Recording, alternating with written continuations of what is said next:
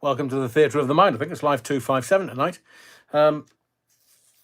We'll get into it in a moment because there's stuff happening right now.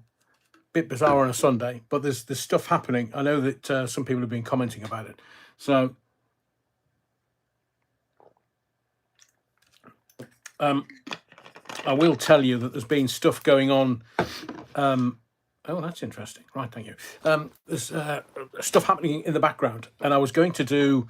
We'll start now. I was going to do. Let's calm down.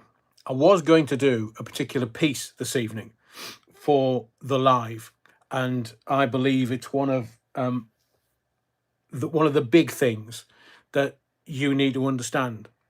Not just know, understand, and some other stuff happening family-wise in the background. I've just come off a Zoom call, so I haven't been able to put the context within this piece that I wanted to do tonight. So, for all those that are getting their feet under the table, the big piece, the magnum opus, is happening tomorrow night, 7:30. I beg of you, watch the live tomorrow night, because it's going to give you everything that you need, not only to survive what's going on and to give you insight into what's going on. Is that vague enough? But I'm going to give you tools so that you understand what is happening and what is going to happen further down the line. It is a route map, a road map, however you want to term it, for everything that's going on. I've done part of it before on a live, but this time it's more detailed. And if I had done it on the live tonight, it would have seemed a little dry because it's a really weighty piece of work. But what I was working on before I was taken away from it was just explaining it like to a 5-year-old. So you would get understanding, you would get context. And I was doing research around examples within it. Now, I know this doesn't make any sense whatsoever, but I know that you trust me to bring you truth from the pulpit of truth. So I think what I'm trying to say is be there tomorrow night. And if you can't be, watch on catch up. It's only going to be 90 minutes. And it will just give you everything that you need. Literally everything. So let's get into welcome to the body of the Kirk. If you need them, the piles cushions are over there with Sister Mary and Big Dog Dick. If you don't have a clue what I'm talking about, maybe I'll give you an education one night. Battenberg, altar wine, et al., and a bishop's finger. And the altar wine is freshly poured, just letting it breathe. Not that altar wine needs to breathe, you understand, my lord. But it is there. Tonight's live isn't going to be as long as usual because I've had to kind of do a pivot, and the work that I was doing, I'll have to present it tomorrow night or Wednesday night. But I promise you, the next Monday and Wednesday are going to be spectacular. And tonight I'll just get into the welcoming everybody to the body of the Kirk, and then we will be talking about all things BBC, all things the Labour Party. Oh, me! Somebody's been caught out. Somebody's corrupt. Well, there's quite a few to choose from in this Labour government, but somebody's been caught with their knickers down. So, yeah, we'll talk about that. Genuinely, somebody's been accepting the moolah and then appointing somebody to a position they shouldn't have been appointed to because they'd been taking moolah, money, corruption. It's the most crooked government in the history of mankind, and that includes, well, there's been some corrupt feckers. Paulie Galtieri, good evening, Adrian. You utter wrong'un. Hope you've had a good weekend. It's been, well, what can I say? Sunderland, the underdogs, are in the lead. Dan Ballard. You know the Dan, sorry, not to talk footy because some people don't like footy. They're a bit bored by it. But I'm a Sunderland fan. So my heart, my bosom swelled this weekend. I know Sandra's in the body of the Kirk, so I'm sure Sandra will understand that. How did the Blades go on, Sandra? Have we peaked too early this year? but I've got my prayer mat out for you. But Dan Ballard was told by Arsenal, not good enough, Foxtrot Oscar. So Dan Ballard Foxtrot Oscared, and then ended up at Sunderland after jumping around a couple of teams. And literally, that man was wearing his heart on his fucking chest and scored that goal. And the Gunners, the shandy drinking Southerners, they just went, oh, I say, what? They scored. The Black Cats, they've scored. Till the end. And then they went 2-1 up, and the Johnny Big Bollocks, the Johnny in shandy drinking Southern arses were like, oh, yes, that's why we're called Arsenal, because we like a bit of the arse. We're top of the league. We're the best side in Europe. No, I think you'll find Sunderland give you a game. And, Chelsea, another in shandy drinking Southerner bunch of twats. Oh, Sunderland, yes, I will just go and rake 3 points out of their arse. Yes, we got beat 2-1. Exactly. So out of the kind of 4 or 5 big uns, I'm expecting points from Spurs. Man City, well, I think they're on a charge now, so it's Man City. Look, Arsenal, they always bottle it. They always choke at Christmas. And then we're coming up, we're only 6 weeks away. They're going to talk. And Man City, well, what can I say? It's going to be between Sunderland and Man City for the league. Oh, I say. And do you know, yes, on Saturday, you could have got a Sunderland win, 150-1. 150-1 with certain sites. And I was thinking I should have put a tenner on that. So welcome, Paulie. Thank you for mentioning Sunderland. You didn't, but I thought I would. Can you see the eye? It's getting better. I can see out of 2 eyes now. Oh, how many fingers am I holding up? 4. Les Griffiths. I went to a fancy dress party dressed as a pagan god. I got lucky afterwards. She said, I don't know your name. I am Thor. I said, Thor am I, but I had lots of fun, she replied. If somebody had said to me, I am Thor, I would say, get cream from the doctor. He'll give it to you for that rash. Neil Cunningham says, at the going down of the sun and in the morning we will remember them. They gave their today for our tomorrow, lest we forget. That includes the Labour Party. Thank you, Neil. And just before the match on Saturday, because I watched it on telly, what Sunderland Football Club did for Remembrance Weekend was just beautiful, breathtaking. And it's easy for me to say this because I'm a fan. From the minute I drew first breath, and I was born within the sound of the Roker Roar, within the view of the floodlights. I would like to think that Sunderland is bringing a breath of fresh air to the usual procession of the usual clubs winning or being in the top 5. And what we did before the match, breathtaking. See, the barcodes got shafted this afternoon. Oh, did I say that out loud? Thank you, Lev. I hope you're not Thor anymore. Les also says, Ahmed, Neil, but if they could tell us now, I bet they would say, wish they hadn't bothered. Do you know, Les, that one of the old boys, I think he's about 100, he's come out today or over the weekend at some point saying, do you know, I lost some comrades. I lost friends in battle. I wish, looking at today's society, we hadn't even bothered. But is it?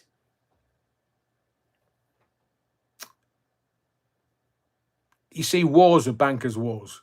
The only glory that comes out of wars is profit, which is why we're no longer doing the war thing. I mean, they say we are. We're not suppliers. We're suppliers of the arms and armaments. And this is Remembrance Sunday. I've had a lot of military service in my family. So I do respect them, but I think people are looking at this country going, why? Why did we do it? Because actually it hasn't benefited anyone. Well, it has. It's benefited some communities, just not ours. And like somebody says, oh, I'm born and bred here. And you can't say born and bred here. Why is that? Because I am. I was born in England. I was born in Sunderland. And I was bred English. I'm not British. I'm not United Kingdom-ish. I'm English. And it amazes me how we have days for particular countries. I mean, I used to love, what did they call it? Hang on. Not the home counties, the home, where we had a little tournament between England, Scotland, Wales, and Northern Ireland. And it wasn't always England that won, by the way. And I'm trying to think of the tournament's name. But we had gentleness previously in our land. We had gentleness. Now it's just violence. It's stabbings every day, every single day, every conceivable day. So thank you, David. Of course, we will remember them, and it's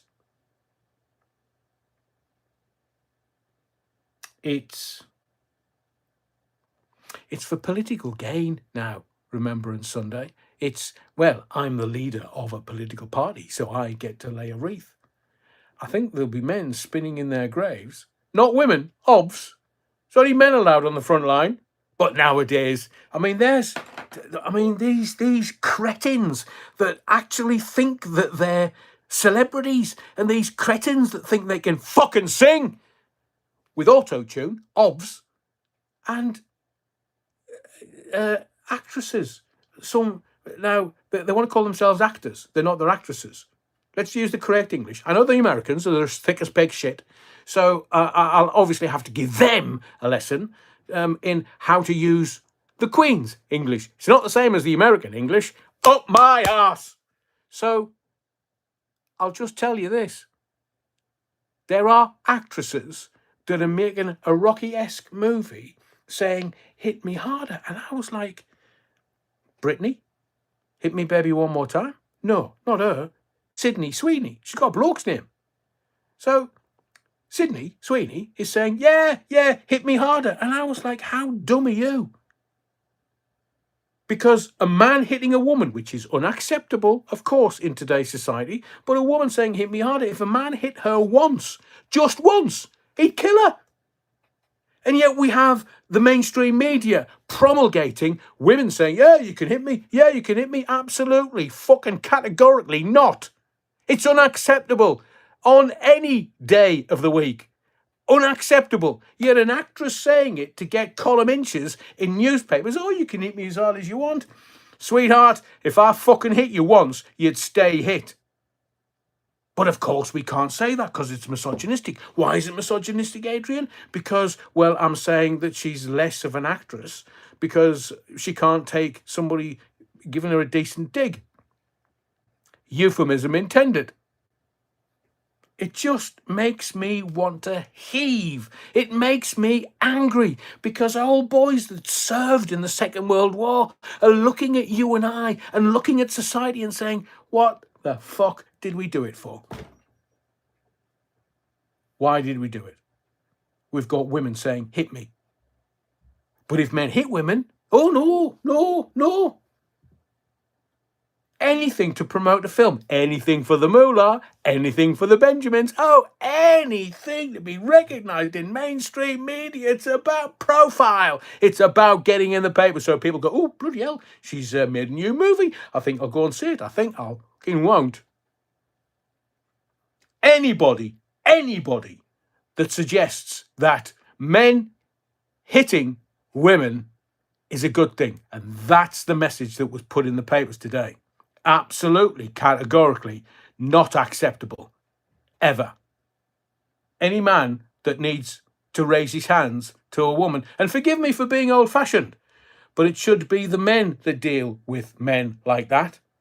Not the women, the men.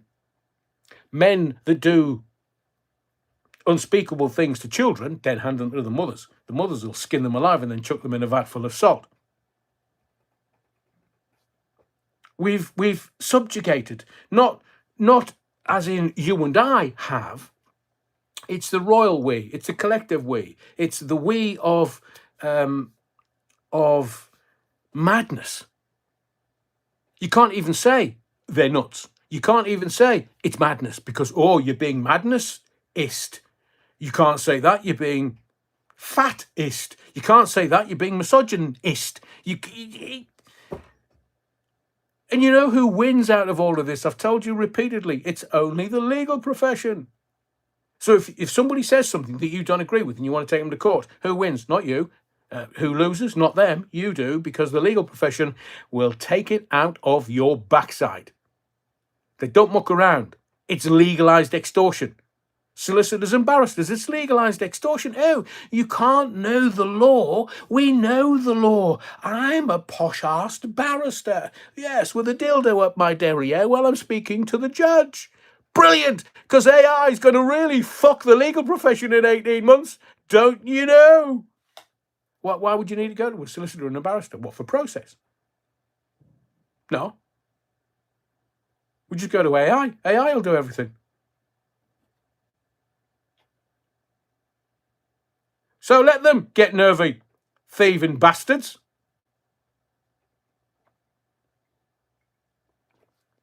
As a solicitor once said to me, never became a judge, bless him. He went on to be a barrister.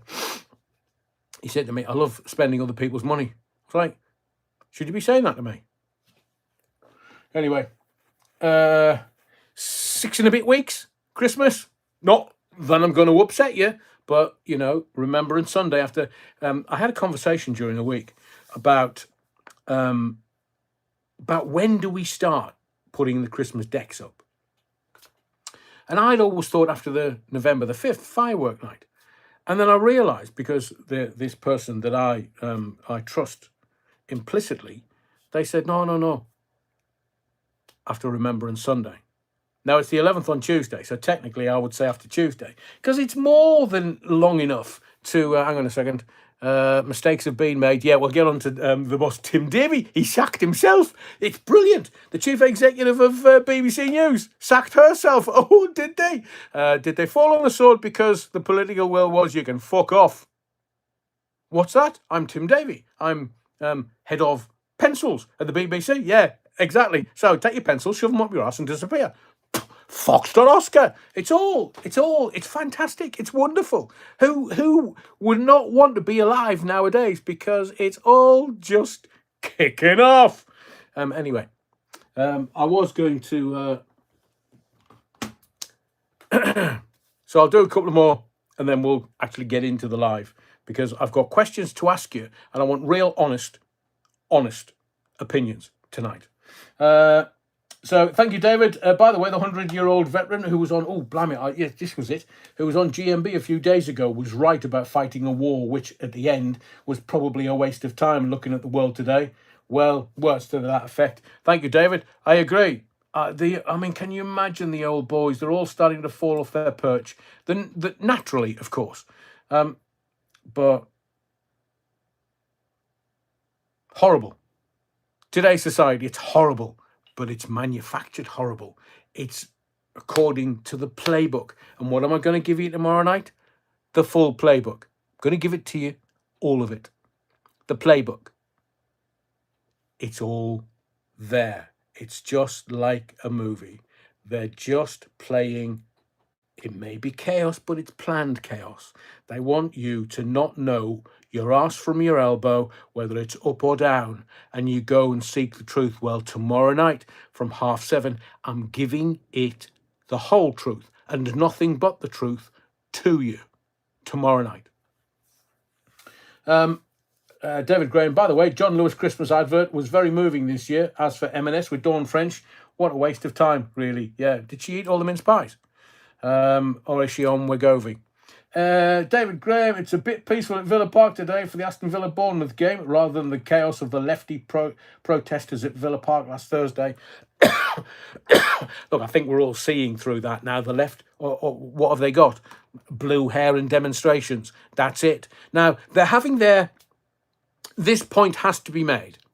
In fact, let me just breathe a second. Stuart, evening, Rev. Do you remember the scene in Blazing Saddles where the lads started farting after eating beans? Think I've worked out why Sister Mary and the nuns have a lifetime supply of Battenberg. Brilliant.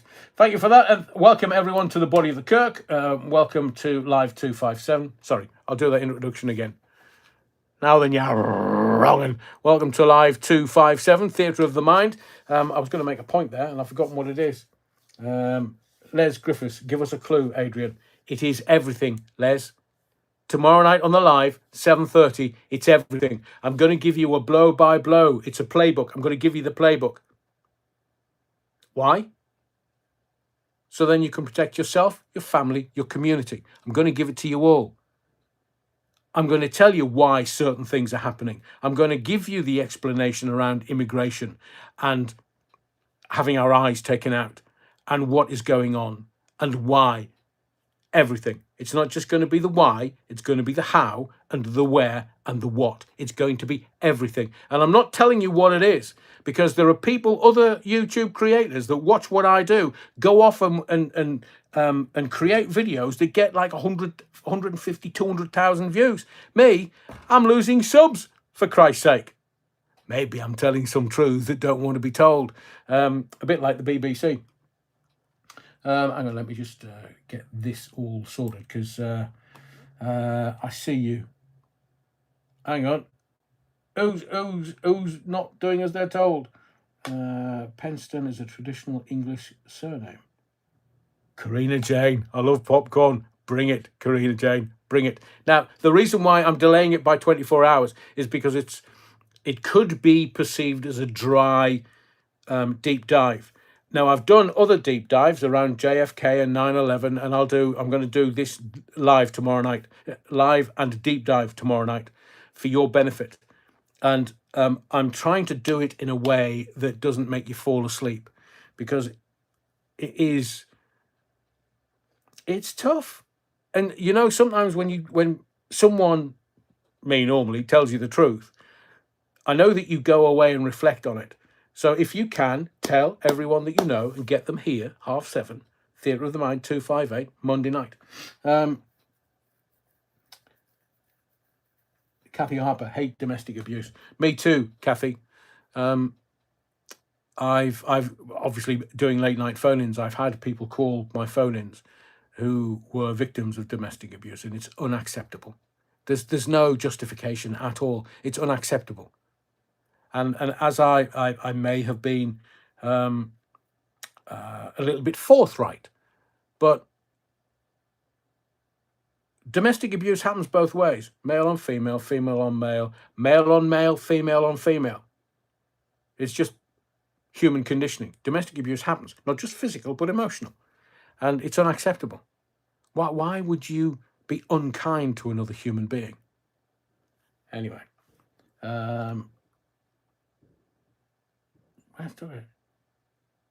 Rich, welcome. What's the deep dive about? I'm not saying. You're just going to have to be there, Rich, or catch up. But it's going to be, it looks like it's going to be a one subject live. And basically, it's the playbook. It's the film script of what's going on, everything. I'm just going to turn the page and tell you. I've already done it once. And I know that everybody's forgotten about it. And it was bizarre, because I was tidying up my desktop and just came across my notes from a live 3, 4, 5 months ago. And I thought, everybody's forgotten about this. Everybody's forgotten about it. And what I said then stands true today. But what I've done is I've done extra research to give you examples how what I'm going to tell you is truth. It's whole truth. And it's the kind of truth that the people that are behind what I'm going to tell you don't want you to work out. So they'll tell you there's been people stabbed every day. They don't care. They want you scared. They'll tell you 3i Atlas is going to take over the world. It's little green men. And now nothing. So all that's happened with 3i Atlas is, and this is why I didn't do anything, is because everybody else is ramping up the fear porn, trying to get, sorry, let me just do something. I just need to do this, that.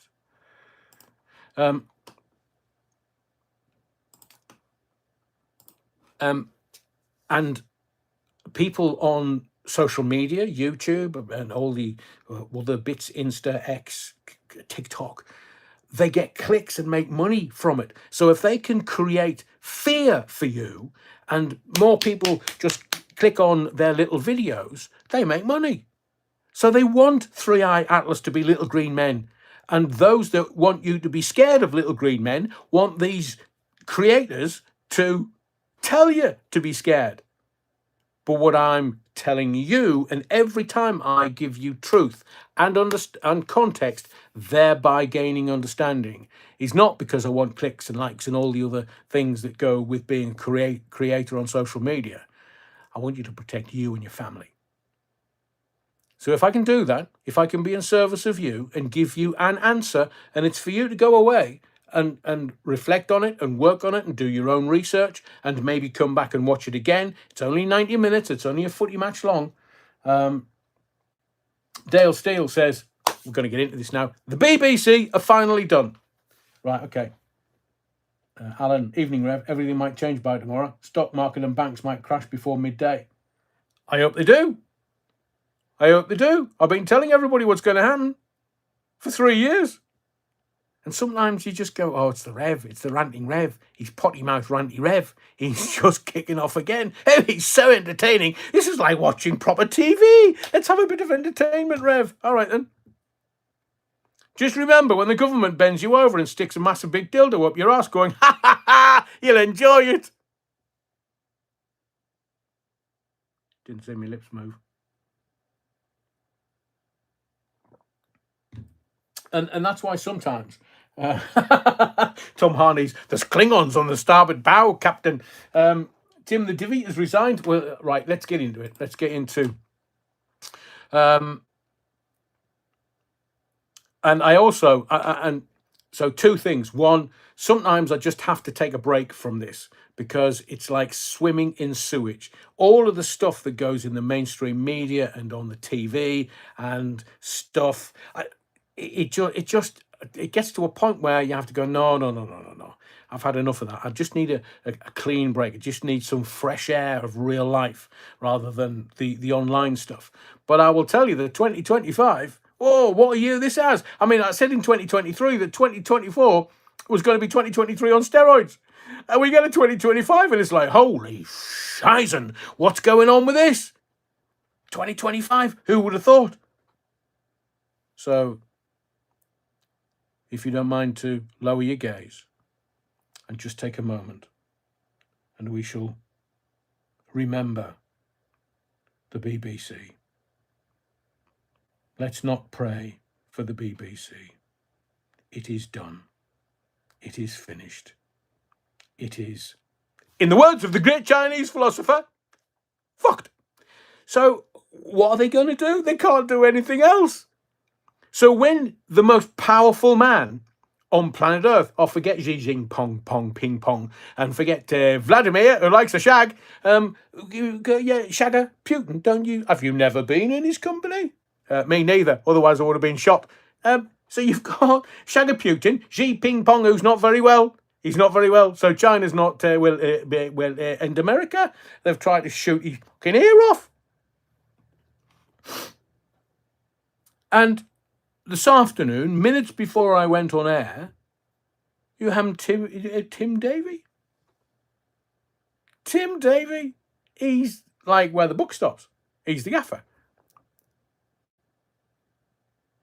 I say, Nigel Farage, there's another one. We're going to jump on that platform. He's issuing a last chance warning to the BBC because, look, if you put it into context, the BBC is just another propaganda arm of the government. It is just something that they manipulate. And you've got all these namby-pamby pinko liberals in the BBC. Oh, I say, you have to say pregnant people. Off. Pregnant women. I've never, ever seen a pregnant man. I've never, ever seen a man give birth. Ever. On the telly, in real life, anywhere. So a news presenter who's being fed a script goes, what was her crime? Face crime.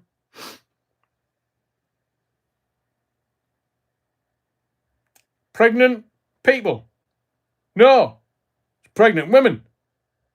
I have a uterus and I can get pregnant. So she's had a shooing from people within the BBC.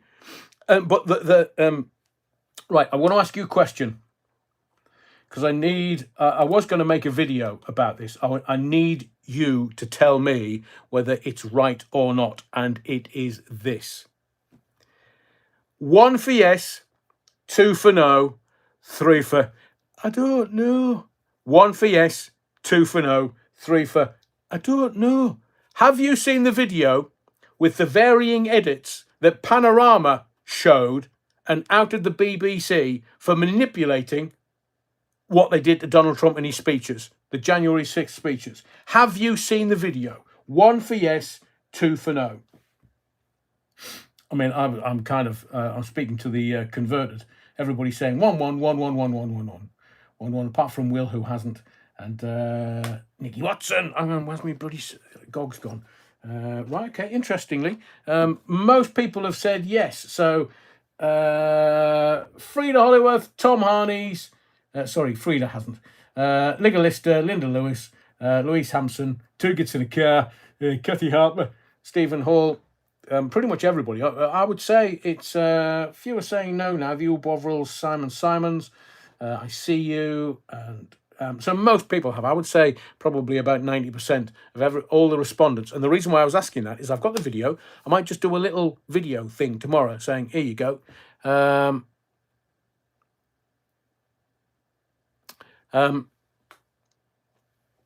Because the BBC did this, I mean, that we're never going to get away with it. So the word is that a whistleblower within the BBC actually gave it to someone who created a panorama or did a part of it in a panorama. I've tried to find it and couldn't the other day, but I have got the video. So I'm going to do a little, piece to camera, and I'll stick that in there so you can see it and have it on record. And it's fair use and fair dealings if you do a sufficiently different video around it. So just before I started, I came on air. So we have a corrupt government who they're all accepting freebies, which is corrupt in my view. They're all accepting, well, not all. Some are accepting money. That's corruption in my view. David Lammy, he lies out of his back teeth. Do you know that new suit that he stood up and went, I bought a new suit this morning. And everybody was like, oh, I say, fat lad, how you doing it? Looks well in that suit, don't you think? He lied. Somebody's come out, not out, but out, and said, oh, no, he got that suit last week. David Lammy, a liar? Well, I never. Ask the taxi driver. Him and his missus, oi, oi, oi, oi, oi. So they're all, in my view, I'm going to ask you another question. It's 1 for yes, 2 for no, 3 for I don't know. So after everything that you know, do you think the Labour Party is fit for government? 1 for yes, 2 for no, 3 for I don't know. That's what you said, you're wrong.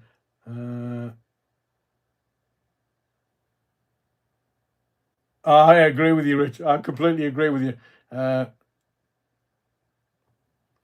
All right, get 1 for yes, 2 for no, 2 for no. So the question is, do you believe that the Labour Party are fit to govern this country? 1 for yes, 2 for no, 3 for I don't know. Kaz 987. They are not fit, or even fit for government, for opposition. Sorry, I'm trying to think 5-6 steps ahead while that's kind of slow in responding to what goes on between my ears.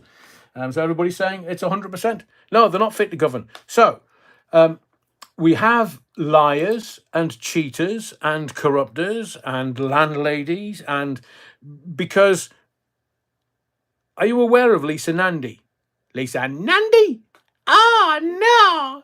She's talking to, so which part of do not get interviewed by a BBC journalist, well, if they're going to tell the truth, but just don't get interviewed, because one of the questions is going to be, hang on, did you receive donations from someone that you appointed to the England's new football regulator. Yeah? So, hang on. Lisa, just let me ask that question again. Did you receive donations from the man that you appointed to run England's new football regulator? Yes. And now she's come out, not out, but out. But then again, it is a Zempic Palace. And I'm quoting, "We didn't meet the highest standards. That is on me." Well, just resign then. If you believe that the ethics advisor to the Prime Minister is going to say, you didn't meet the highest standards of office. Because remember, Starmer, he came out before he went into number 10. Yes, right, we're going to bring high standards to politics. And, where you can trust us, honest Kia, you can trust us. And Lisa Nandy, she's taking grands, thousands of this 2 separate donations from the man she appointed to run England's new football regulator. Where I sit, that's bloody corruption. Talking of which, let's talk about the BBC. So, Tim Davie, I'm doing it over and over and over and over and over again. Why? Because I'm laughing at them, laughing at the BBC. Because not only were they a little paedophile nest, and I'm not a size queen, so in the 70s, it was just all kiddie fiddlers and nonsense.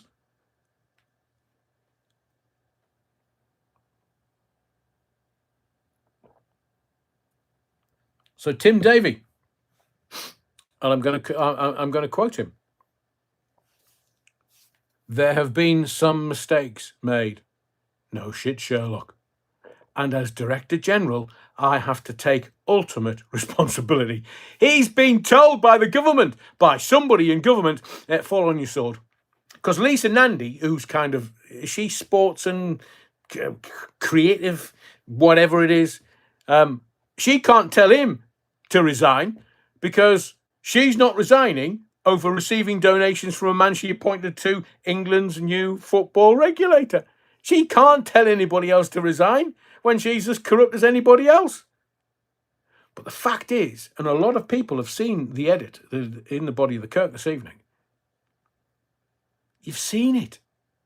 It's outrageous. It's not only outrageous, it's unacceptable. That is propaganda. It goes back to the Nazis, that kind of propaganda. Although, Tony Blair and others in Europe are actually doing Hitler's work, because Hitler wanted a unified Europe, and Hitler wanted little, what can I say? I had the word in my head, but it's gone. He wanted everyone to rule locally.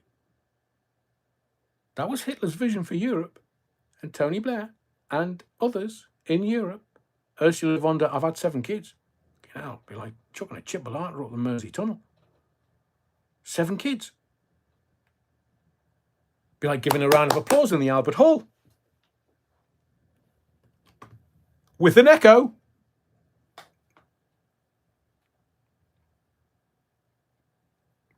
And there was dear BBC. When we left Europe, oh my word, the left in the BBC, which is why they didn't renew my contract, which in essence means I was sacked by the BBC. And I thank them for it, because it was just bloody funny. Get her defended. Hugh Edwards, Saville, minor strike, Martin Bashir. Their record is hardly impeccable. Oh, it doesn't stop there either. Dale Steele like kicking a brick down the M1. That is funny. For sale, Sooty, Sweet and Sue, puppets, 20 quid. Just want to get them off my hands. That's actually very funny. Thank you, King Treble 7. So we're going to have another question. It's the BBC. Should I tell you what's happened at the BBC? If you're late to the Body of the Kirk, or you're just a bit slow tonight, and you're not thinking right because you've had too much alcohol over the weekend. So this is what's happened. The BBC created an edit of Donald Trump. And the edit of Donald Trump's speech, and I will say this now, and this is not a slight or a criticism, because I believe that Donald Trump has an extraordinary mind. But I also believe that he's got a slight touch of dyslexia, because he can't read things from paper. You have a look. He doesn't read it from the teleprompters. He literally just does one off the cuff. Have you seen his wife? So he does one off the cuff. And when he does these executive orders, he gets the person who is kind of sponsoring the executive orders to tell everyone what the executive order is. He doesn't read it. So why isn't Donald Trump reading everything? Don't know, maybe his papers like mine are shot. I've got to wear glasses sometimes. You know, reading glasses. So why is it that Trump doesn't read anything? So he's there doing a speech January 6th, when he knew the election had been stolen, because that's kind of coming out now. Out. He knows that Joe Biden, President Shitty Pants, can't string a sentence together. So it's going to be Auto Pen President, Bathhouse Barry. It's going to be, what do you mean? You don't know who Bathhouse Barry is? Big Mike? Do you not know who Big Mike is? Big Mike. And Bathhouse Barry. So what the BBC did, well, either one person or somebody ordered it, or there needs to be ordered it, not audit it. There needs to be an investigation in this, because what the BBC did was took Trump's speech that he just kind of winged it, in my view. He was just, free-forming and just, because he's one of the greatest orators. The fact that he doesn't have to read a speech, he just goes and does it. And afterwards tells people, I did that in that speech, in that speech, in that speech. Talks for hours without script or a prompt. A bit like doing the theatre of the mind. So he is kind of eloquating his feelings about the Capitol building. And what the BBC did was they took two bits. And I've done this in radio. It's really easy with tape. And I'm sure it's easy digitally now. Digits. So they took two bits. They took this bit where he's saying, let's march on the Capitol. And then they fast forwarded it by an hour, cutting out an hour's worth of speech, and then shot another bit on it on the tape. And it's like, let's march. Yeah, fuck them. Let's have them all. Let's do it. Let's fucking revolution, baby. Revolution. And people went, shit. Trump said that. Now, what you haven't noticed is Nancy Pelosi, she resigned. Late last week, she said, I'm going to resign. And everybody went, Nancy Pelosi, she's made hundreds of millions. Is she going to resign? Friday. All the bad stories, they kill on a Friday. Told you this for 3 years. Everybody else is catching up. Told you this they just kill the stories on a Friday. And by you get to tomorrow morning, will you remember that Nancy Pelosi has resigned? Well, yeah, bollocks. So, Nancy, and she was the one that was saying Donald Trump ordered the insurrection in Washington. He ordered, because he gave a speech saying, it was the BBC speech, or version of the speech, that Nancy Pelosi used to call insurrectionist Trump the lawfare. She was one of the main instigators that was calling insurrection. And Trump was like, I never said that. But we have the proof. And then there's the speech, where it's like a cut and shut car. They just take the original and then add a bit on the end, and it just sounds like Trump's called for insurrection in the Capitol. So this is not a little thing. It's not a nothing. This is, in the words of the great Chinese philosopher, the BBC's fucked. Done. Finished. So Tim Davie, Well, I'm quoting it again as director. There have been some mistakes made. And as Director General, I have to take the ultimate responsibility. Go on then, how do we end shite? Foxtrot Oscar, go on. So all the namby-pamby pinko liberals within the BBC, all the blue-haired idiots, are going, oh, we've gotten rid of Tim Davie, what are we going to do now? So, that's why I needed to ask you a question. One, we need to find out who ordered the edit. Two, who did it? Three, who released it to America? I mean, it's bad enough on 9/11 when you've got a reporter standing in front of WTC 7, the building that collapsed on itself. Miraculously, nothing hit it. No airplanes hit it. It was pulled. It was demolished. It was blown up.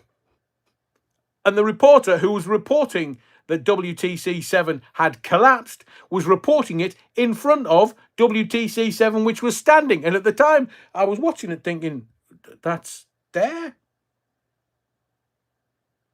So I knew what was coming because the BBC had already told me. It's like the Australian newspapers telling everybody that JFK had been shot before JFK had been shot. Oh, you forgot that, did you? And so the BBC is one of the most respected, seemingly, names in journalism in the world ever. And I know, when I was working for the BBC, I had a BBC email. And you send stuff from the BBC email, it's like, oh, hello, it's from a BBC email. Ray Norton, BBC pushing ads on YouTube about true reporting, couldn't make it up. So did BBC, because you know they've got about 60 people in BBC Verify. 60 people! Dozens and dozens and dozens of them. BBC Verify. So BBC Verify, can you verify that that panorama clip was actually true? And what investigation and inquiry is going to happen in the BBC for the propaganda arm for the government, the left-wing propagandist against Donald Trump, who seemingly is right-wing? Me? Oh, and there's stats out today saying, we'll do that tomorrow night. So Mrs. Ghetto says Baldrick must be working for the BBC News for them to try this bollocks. That's brilliant. Get her defended. Les Griffiths, when you find out why Building 7 was demolished, it was the Command and Control Centre, Les. It was Command and Control, and they needed to get rid of the evidence. Oh, there was also other officers in there that they just desperately needed to get rid of. So Rebel says, oh, yeah, and a bloke in a buffalo headdress. Very coup d'etat. Very. He's still around, I think. Paul McGaughey, 60 hard left activists. I know, but where is BBC Verify when you need them? They're not working. They've never told you about this edit for that Panorama's unearthed. They've never told you. And at the time, Nancy Pelosi believed it. Oh, the BBC is respected worldwide. So there's a question coming. I need 1 for yes, 2 for no, 3 for... I don't know. So Tim Davie's gone. Foxtrot Oscar. He's had to fall on his sword. Because I reckon Starmer out in Brazil playing Mr. Wobbly Hides His Hat, he's just heard about this and he's gone, oh, shit, man, on my watch. So he'll be back tomorrow going, yes, that's the BBC. Wait on a second. Has the thank you, Bob. Bob says, I have never paid a single penny to the British Brainwashing Corporation in my entire 63 years of life. Non-compliance defeats all evil. Thank you for your support, Bob, and I completely agree with every word. I've worked for the feckers. So, and I have friends that work for them. I do. And this is not a reflection on the talent within it in certain arms, mostly radio. But I do have friends that work in BBC Telly. So, Tim Davie's gone. Foxtrot Oscar. The news chief executive officer. The what? The news chief executive officer. What? The head of pencils. Oh, she's called Deborah Turness. She's fallen on her sword. Was it a pork sword? She's fallen on her sword. Gone. Foxtrot Oscar. And it's not going to stop here. No, not by a bloody country mile. It's not going to stop. Just they're trying to stop the bloodletting because they're propagandists. That's all they do. They learned everything that they know from Hitler, and he's head of propaganda. And they just want to do it to control you. So you see this piece and you think, shit, I mean, to know that there was an edit there is very difficult, even professionals. I mean, I've edited thousands of interviews on tape as well, edited thousands of them, and I do it now. But it was very specialist. So, one question. The question is not, is this the end of the BBC? Because it is, as we know it. There's no coming back from this. None. Because the political will are in there. And what the Labour Party is trying to do is the Labour Party are trying to save it because it just promulgates the Labour Party propaganda. You know the crooked government we were talking about a little earlier? You know, it's all about the Benjamins. It's all about the Mr. Wobbly Heisey Sat. It's all about the Fun Boy 3 and the Four Tops. And it's all about all that stuff. I mean, let's face it. They rebranded Radio 2 because of Johnny Walker's coke and whores. I mean, Radio 2, it was twee, it was Twin Set and Pearls, it was lovely, it was cuddly Terry Wogan, and then Johnny Walker came in, right on lads, right, I'll flog a bit of coke and a bit of, you fancy a dance? Oh, I'll get the dancing girls in for you. How many do you require? 3, 6? Oh, the Saudis and all the Middle Eastern men, the Arabs that wanted to come and shag blonde-haired, blue-eyed women in London. Oh, I say, Johnny Walker, he's a boy. But he just changed the face of Radio 2 to rock and roll, baby. Didn't mean the BBC had to collapse. He was just taking it from twee, Twin Set and Pearls. And I used to listen to it as a child thinking, man, how boring is this?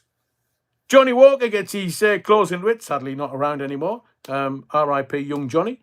And what a voice. He just gave us a whole new view of BBC Radio 2. This is not on that level. This is like stratospherically above that level. Johnny Walker, some coke and whores. I am talking about Coke and Coca-Cola. I'm not extolling the virtues of taking recreational gear either, before anybody says anything. But dancing girls? BD cool. I gave birth this morning after that calzone last night. Napoleon blown apart. They better not bounce back. They can't. They can't. Their reputation is done. It's finished because Trump's had a word with Starmer, I'm sure, or he's had a word with the British government. He won't have had a word with their Mandy. Oh, Mandy. He's not had a word with her. Or him, Barry Manilow. No, I'm talking about Lord Mandelson. So somebody somewhere has had a word, and the shit's come out. The brown stuff is flying. And normally in the BBC, if the brown stuff is flying, you duck. But they can't. They can't because they're banked to rights. It's like somebody's been found with their hand in the cookie jar. Oi, fatty, put that down. Won't help you type 2 diabetes. So Rebel dropped the kids off. Brilliant. So you've got a situation here where the BBC's done. Mark my words. They're not coming back from this. And last week they tried to manage the news so it wasn't in the newspapers. It wasn't in the newspapers. So I've told you before, even the mainstream media was lying to you last week over the BBC in this edit. And it's Trump saying, not happy, Bonnie lad, because he comes from the northeast. Well, nearly Scotland. That's where his mum was from. So she's bound to use this kind of language. Oi, Bonnie lad, what you done? Oh, the insurrection that I was supposed to have pushed on January 6th. You're saying you edited it and Nancy Pelosi said that I was an insurrectionist. Yeah, Mr. President. And if you want to go no further than superficially, it's not the act, it's the principle. You cannot, under any circumstances, believe a word that comes out of the BBC now. Not a word. We don't know whether it's AI. We don't know whether somebody's had their grubby little fingers editing things together to make it look a completely different way than from what it was inferred during the speech. Any speech. let alone the most powerful man on planet Earth. I mean, how stupid are the BBC? Well, obviously, very. So, the bloody bollocks corporation, says Tim Harnese. Aidan says, Adil Ray and ITV, disgraced behaviour, and a 100-year-old World War II vet. I'm with you, Hayden. Andrew James. I remember a few TV licence vans did the rounds here. They parked outside. I had the TV on. No licence and nothing happened. I mean, everybody used to run scared. Oh, the TV licence van's in the street. Bloody hell, switch everything off.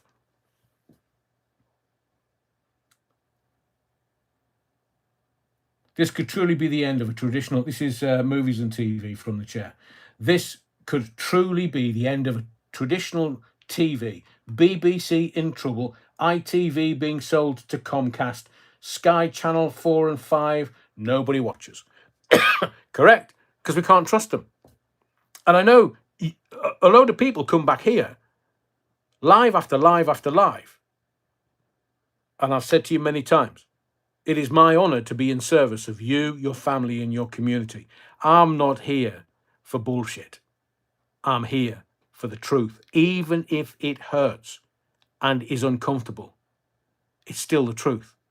And you can use the truth as a shield against all the bullshit that we are experiencing. I mean, 2025, who would have thought somebody would try and kill the incoming president?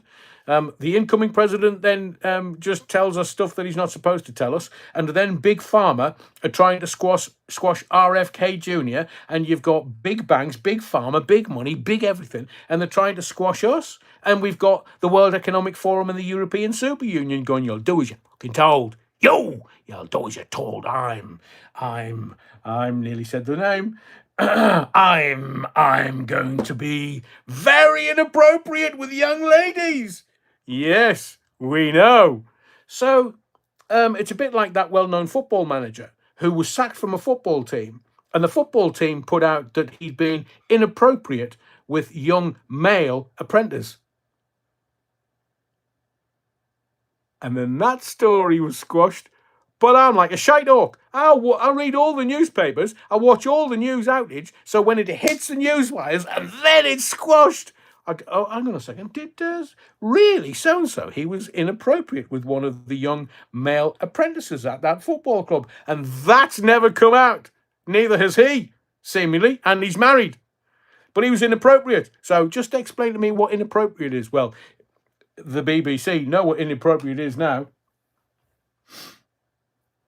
Lauren Taylor, what do you mean now? Haven't believed a word from them, any of them, for years, since COVID anyway. And that's when we woke up, Lauren. That's when the world was like, whoa, hang on a second. So we're being told this. And now there's vaccine injury. And now people are not talking about, well, turbo cancers.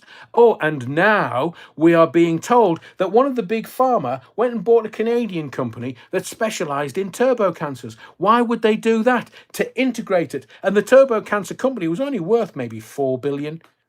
5 billion tops, and they paid $42 billion for it. Why would they do that? Oh, there's gold in them there hills, there's gold in them there vaccines, there's gold in them there turbo cancers. Well, and people still are saying, oh, they're safe. I know we ain't shite. As Lauren said, we don't trust a word that comes out their fucking mouth. Any of the politicians, because they're all corrupt. They're all on the take. Get that in that trough. Get as much of that out of that trough as possible. Oh, well, I'm on TV, so I'll just tell a complete lie. Ask Lisa Nandy. Another one that's been caught out today. Julie Taylor says, I am wearing my suspenders for the celebration of the BBC. Going, steady, Julie. You don't want to be saying that in the body of this, Kirk. You'll corrupt everybody. So I'm going to ask you a question.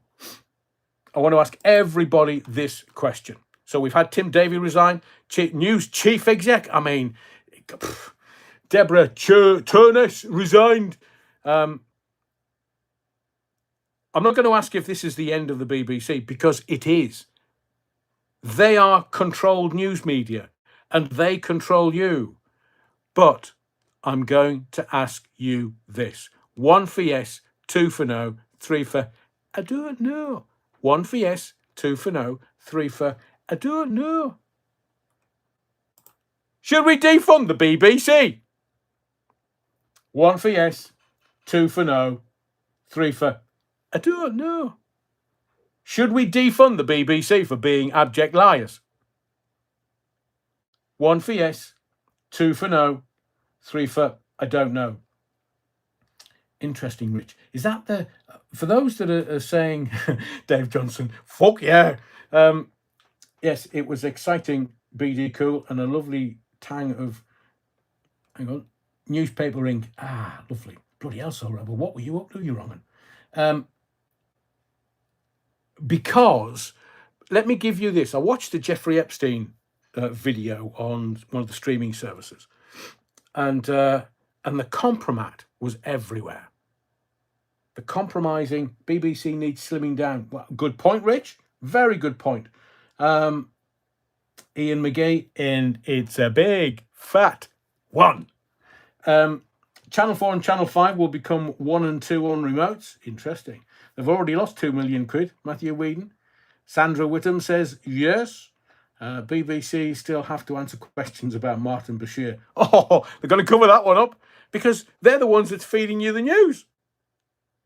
So they haven't told you about Bashir. Tim Davies resigned, which kind of makes the story worse. But Trump's people will have said to the BBC, oh, Bonnie lad, get it sorted. Who's going to resign? Which one? Top boy met Tim Davies. Yeah, is he going to go? Are you going to get rid of your head of news? Are you going to get rid of your head of pencils? They should have been shut down for airing Swap Shop, says Les Griffiths. That's actually very funny. BBC, oh yeah, we've done that one. Thank you, Hayden. Yes, and I want my money back. 45 years worth of license payments with compound interest. Here's the thing, though. Here's the thing. Because you and I, the public, the taxpayers, have been paying this extortion tax, if they dug into the self-employed tax fiddle at the BBC, the walls would crumble. Is that IR35, Nicholas? Yeah, IR35. I'm a sole trader. So, yeah. Stuart says, I watch more YouTube than TV. And Lionel Lake Unrehearsed says, if the BBC closed down and disappeared forever, I wouldn't miss it. Stopped watching and listening years ago. But there's the thing. What happens to their archive? Because technically, the license fee has paid for it. The license fee is a tax. So the BBC archive belongs to the people of this sceptred isle. Now, I would suggest a radio expert, because I've got 40 years in the industry and I've done every kind of management position, head of music, head of programs, PD, everything. I've done every day part as a presenter. I've done speech and music. I've done everything. BBC Radio, it needs to be slimmed by at least half. They need to go to regional. At least. Public domain, BD Cool, but where would they put all of their, all of the archive that they've got? I mean, programs going back to the 60s and the 50s, and all the radio that goes back 100 years. That should be a public archive that anybody can access and anybody can use within reason. I mean, I know they're digitizing all their programs. Some of my late night shows for the BBC in the Northeast, they're still on the BBC or within the BBC's archive. But everybody that's in the body of the Kirk this evening, I've asked a question of you, and you're all of one mind, apart from Rich, who has a very valid point, and my point of where does the archive go? Because they can't just get rid of it. And they can't say, oh, no, we're going to start up channels that you have to pay for something that we've already paid for. The BBC. You can call them anything that you want. But this act, and now that it's come out. And Trump's people are apoplectic with rage. So Tim Davies, gone. News chief exec, Deborah Turnus, gone. That's just the start. This is not a night of long knives. This is maybe a month of long knives, or coming up to Christmas as well. Well, those two would have been paid quite a bit. So it's not necessarily, oh, I'm going to be impoverished leading up to Christmas. It's only, 6 weeks away, 6.5 weeks away? 7 weeks away, I don't know. let me very quickly, and I was only going to do 30 minutes tonight because tomorrow night is the biggie. Please, please, please, for everyone that's here in the body of the Kirk, smash the likes, you wrong'un. Let's see if we can get it anywhere near 200. Tomorrow night is going to be a very special live from 7:30. And I'm jumping straight in. I'm not mucking about tomorrow night. I'm straight in. I'm straight in with everything that you're seeing on TV, everything that's being reported in the newspapers, everything that you're being told by the politicians, everything that you're being told by the political parties, everything that you've been told by outside influence, everything that you've been told by the Manchurian candidate that's sitting in number 10, everything that you're being told by the Americans and the Europeans, absolutely everything is a script. Everything. And tomorrow night, I'm going to tell you what the script is, possibly where it's come from, but where it's going. And I'm not going to scare you to death. I don't need people to kind of go, like and subscribe. Oh, they're just bullshitting you. They're not intelligent enough to give you the truth. Any of them. Because when I touched on this before, nobody picked it up. Nobody. Because they don't have my sphericals.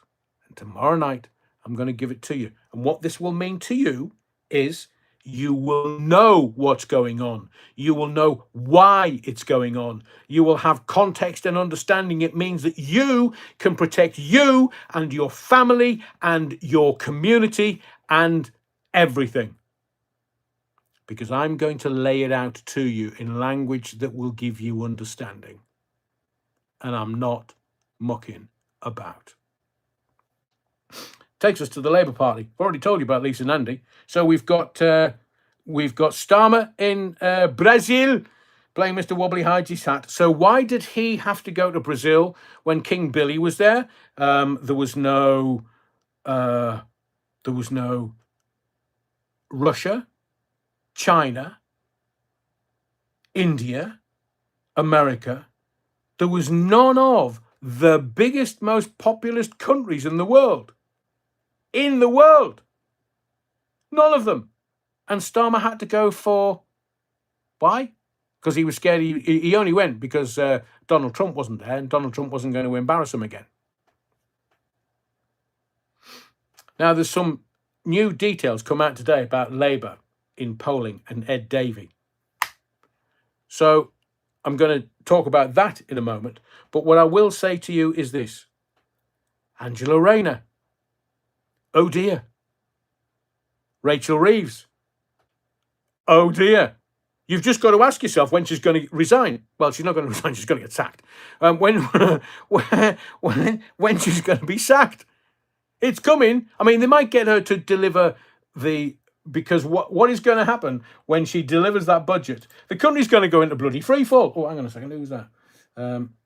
Thank you, Stuart. Always appreciated. Thank you. She's done. She's finished. She's over. So she's saying, oh, well, I don't know whether I'm going to hike the taxes. And now you've got Powell, the deputy leader of the Labour Party, telling her, oi, wobblehead, don't you be putting taxes up. We had that in the manifesto.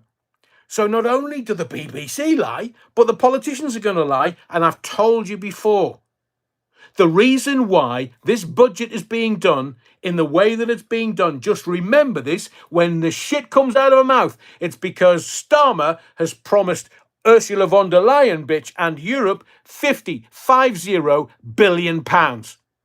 They're going to give it to them free gratis. There you go, 50 billion quid. Where are you going to get that from? You're wronging. Oh, well, we're just going to tax everybody. They're trying to say, oh, well, we've got this and we've got that and we've got a 22 billion pound black hole. Have you shite? The Office of Budget Responsibility, OBR for short, laughed and said there's no such thing as a 22 billion black hole. Don't exist. And now they're trying to say, well, actually, it's worse than that. It was 22 billion a year ago and now it's 50 billion because they're going to tax you to give the money to Europe. And you thought Brexit was a democratic vote? Bollocks! They're laughing in your face, man. Now, I don't think that the... Alan said, Adrian, should I hold off buying shares in my local brewery tomorrow? Till tomorrow. Yeah. Drink it. Well, it's... Oh, yeah, thank you. So, it's the sleight of hand. It's the liars. It's the cheats. It's the corruption. You think that they're winning? No, because they're outing themselves. If only I could tell you what I knew about Starmer. But fuck me, I'd get shot. So I keep asking you, what have the puppet masters, the shadow dwellers, got on Sir Keir Starmer that makes him just jump? And he, every single time he is told, that's why he's Mr. Flip-Flop. That's why he doesn't know what a woman is. That's why he just doesn't know what to say, because he doesn't know what his shadow dwellers, what the order is. Why does he do their bidding every single time? What is it they've got on him? Because we know from Epstein and the Mossad intelligence arm, we know that compromat is the way that the shadow dwellers and the puppet masters organize politics. Politics is not squeaky clean. Politics is corrupt and has been corrupted for many decades. It's corrupt. And it's just how long you can keep your nose in the trough long enough for how much money you can make. So nobody said to Sir Keir Starmer, you can... hang on a second.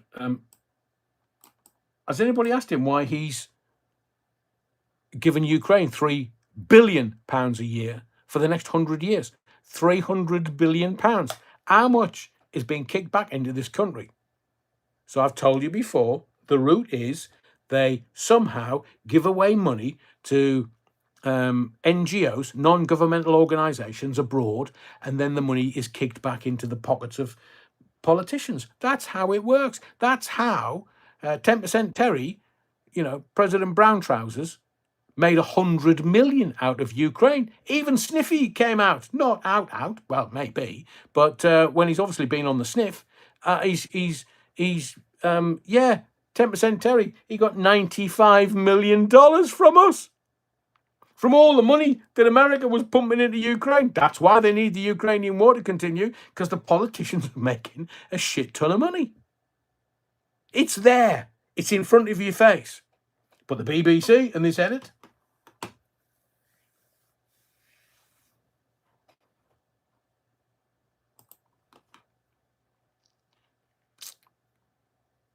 So Labour, let's have a look at the front bench, because the front bench is done. Lammy, liar. Lammy, liar. And Lammy, liar. According to one of his staff who said, because he gave PMQs Wednesday, he said, I picked my new suit up this morning, and one of his staff or somebody within the Labour Party's gone, no, he didn't, he picked that up last week. So why did he lie? Why did he lie to Parliament? Why did he lie from the dispatch box? Because here's the rub. And I'm sure that you have already worked this out, you're wrong. For all the people that are in the body of the curtain, I just smash the likes. It helps the channel. And I'm doing all of this for your benefit.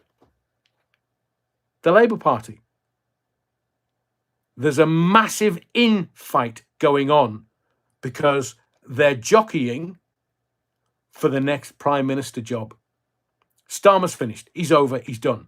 It's just a matter of when, not if. So they're all jockeying. So you had little bobblehead, Rachel Reeves, who politically she's finished. She's done. She's over. It doesn't matter what they do in Davos or the World Economic Forum. She's absolutely shafted. She's gone. She's over because she's going to break the manifesto promise. Or is she? Well, let's wait and find out. It's not going to take long. Couple of weeks. 26th of November. And then David Lammy. Oh, I'm the first black man to stand at the dispatch box. Right? Should it not be, I'm the best man for the job? So why is he celebrating his skin tone rather than his ability to do the job? Because my first response was, I'm not sure whether you're up to the job, mate. Got nothing to do with his heritage or his skin tone. Got everything to do with his ability to do the job. And there's more and more and more stories coming out that there are prisoners running around this sceptred isle that should be in bloody prison and they're not, have been let out. Now he'll turn round and go, the bloody Tories, 14 years, bloody Tories. Well, no, you've had 15 months in power, you're wrong.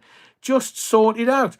And if he came out, now the Tories had him on Wednesday, they absolutely put him to the sword at PMQs. If he'd said, look, I'm having my department look at this because it's unacceptable on any level.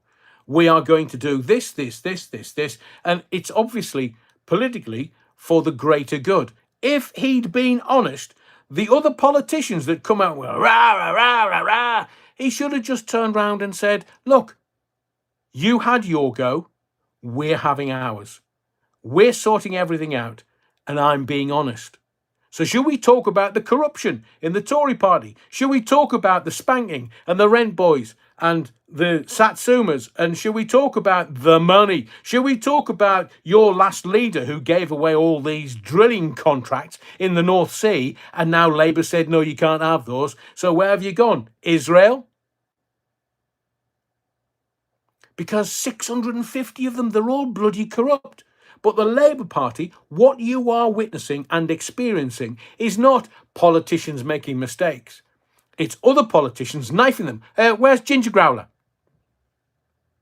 Oh, she'd be massively pissed off. She was within a ginger pubic hair of being Prime Minister of this country. Can you imagine? The Labour Party would have been falling all over themselves.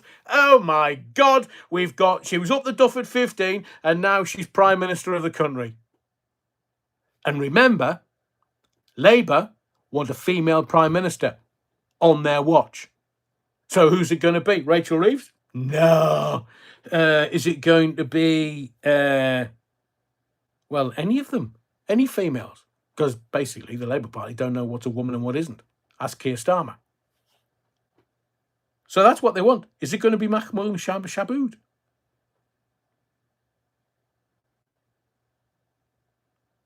I would suggest it's going to be one of the high level. It's not going to be the obvious usual suspects on the front bench because they're all stabbing each other in the back because they want the top job. And David Lammy's made such a balls up of PMQs on Wednesday. He's never going to get the top job unless he does as he's told. And the puppet masters, the shadow dwellers, are all saying, right, we'll have Lammy in because we can control him. He's done that. He never wants that coming out. Or Starmer, he's done that, get rid of him. Reeves, oh, yeah, there's that. And oh, really, didn't know that. Or get rid of her.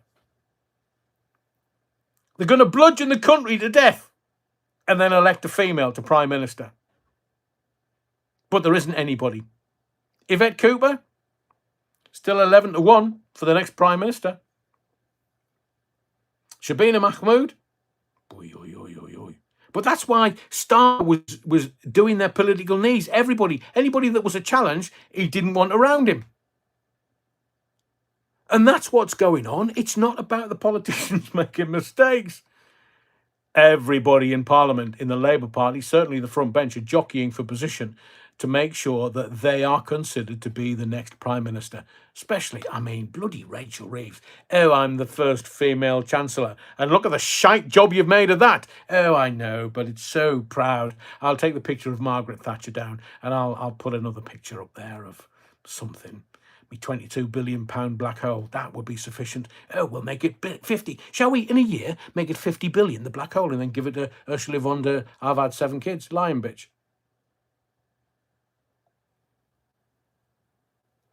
So now Labour, and I would offer this to you. You are much sharper than a lot of the other audiences on YouTube because you get it. You understand it. You see through the brown stuff. You get it. And the pollsters, who are wrong, always wrong, in my view, they've been wrong in the past, they're now saying that Labour is 4th in a new poll. Looks like the Dream Team's going to be reforming the Greens. The Tories, they're dead. They're finished. They're over. There'll be a night of long knives. Kemi not good enough. She knows she's on her last legs, but she'll just stay there until they decide, like Thatcher, we need a change. But the Tory party is finished. It's over. Labour, they can barely, or are in the polls, barely going to get 30-odd seats. 30-odd seats. It looks like Reform are going to get 400 and odd seats, because what the political classes don't understand, as Lauren said earlier, we've woken up. The masses have woken up to the games that are being played. And the reason why we've woken up is because we understand what they told us initially in March 2020. We're just going to lock you down for 5 or 6 weeks just to flatten the curve. 2 years later, we're still bloody locked down. And everybody's like, well, hang on a second. You said 5 or 6 weeks to flatten the curve. I mean, what we're trying to flatten here. So the electorate don't trust them. How can you tell when a politician's lying? Their lips move. We're back to that old snake oil again.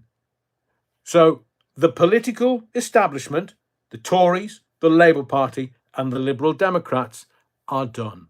They're finished. They're over. There was the Liberal Democrats. They got into power. They said they would do away with student fees. And what did they do? Didn't do away with it. They'll say anything to you to get into power. They're just bloody snake oil sellers and liars. Bigger liars than the BBC. And that takes some doing. And there's Ed Davey, seemingly according to a new poll. He's the most trusted man, or woman for that matter, to run the economy. But he's not the most trusted man to run the post office scandal, you understand. £275,000 he trousered from solicitors that were acting on behalf of the people that were trying to shaft the postmasters. You know. So just watch it for entertainment. It's a week of long knives. It's already started. Starmer's going to come back. Oh, still a bit sore. Anybody got any preparation H?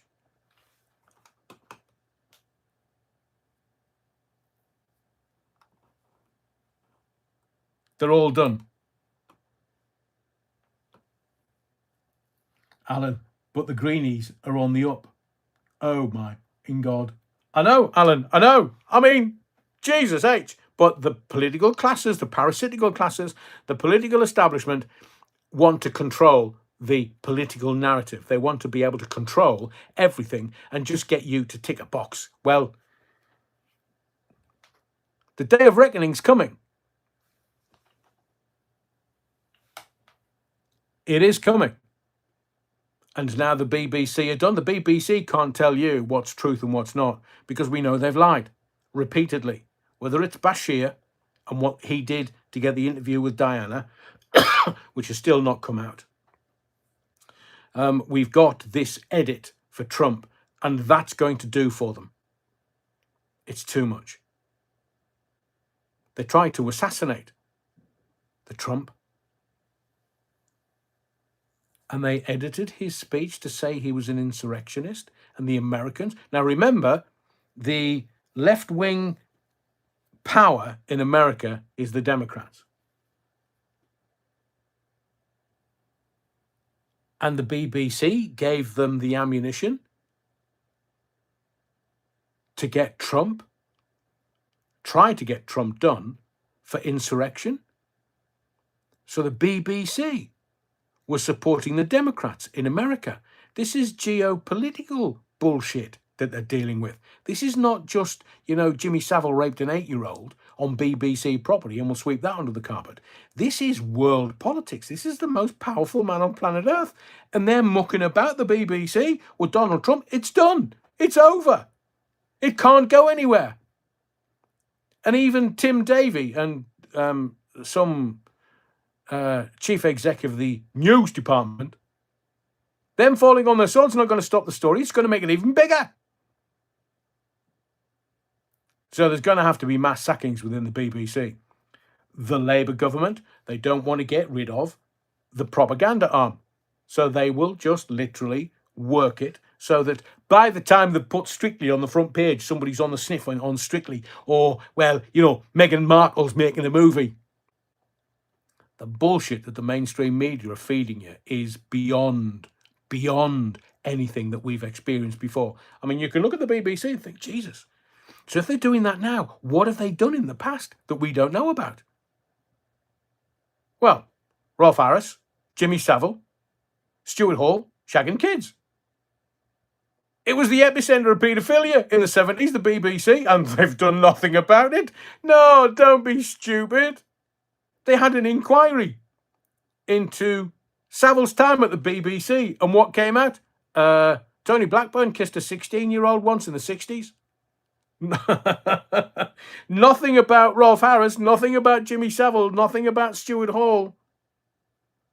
It's only from my research that I can categorically tell you Jimmy Savile raped an 8-year-old child, female, on BBC property. Raped an 8-year-old child on BBC property. And was anything done about it?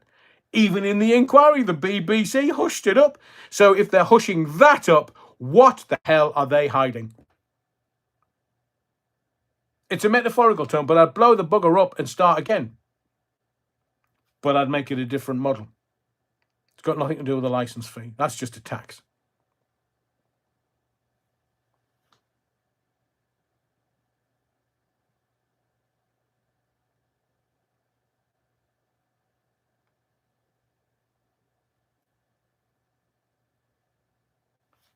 So I think I'm going to leave it there. I want to have an early night, and I want to get this live put together for. I mean, it's there, but I just need other bits of research to add into it, and I will try my best to present it to you in language that you understand and that you get. And even if I've done little bits and pieces before, I'm putting it into a context that you will understand and you will get. So we do the usual parish notes about 7:15. We'll get straight into it at 7:30, and it will go on one subject until we complete it. And at the end, once I give you the executive summary at the end of it, you will understand what they're doing and what's coming. Nicholas says, the Prospero and Ariel statue was carved by Eric Gill and has been on display at the BBC since 1933. Ah, well, not for much longer. BBC's done. It's finished. You can't lie to the masses, telling them that you've given them truth, and then be outed as liars, and then everybody forget about it. The political will is involved, and Donald Trump will have his day with the BBC. Let's just see if cockeyed Starmer is going to do anything about it. The Oberville Battenberg forever, you're wrong. So please smash the likes on your way out of the body of the Kirk. I know there's well over 220 odd viewing at the moment, but I'm very excited for tomorrow night's live. There are other things that I'm going to bring to you. I'm going to do my best tomorrow to just kind of put it on the channel so you can watch it here, there, and everywhere. Alan says there's one more piece of Battenberg left. No, there's not. I'm going to have it for myself. Yeah, wrong. Ray Norton, thank you for your kind words. So thank you for your likes. See if we can get it close to 200 before I finish. Thank you for your likes, your subscriptions, but most of all, your indulgence. My name's Adrian Allen. Be safe, be well, wherever you go and whatever you do. Remember the emergency Battenberg. It's always an intelligent thing to do. And this is not a show. This is a mission. And the mission is to deconstruct the lies. See you tomorrow night for an important live, 7:30. Please smash the likes if you can. I would appreciate it. Thank you to everyone for the kind words. It's shorter tonight because I've got stuff to go and do before I get to my bed. But I promise you, tomorrow night will be illuminating. See you tomorrow, 7:15.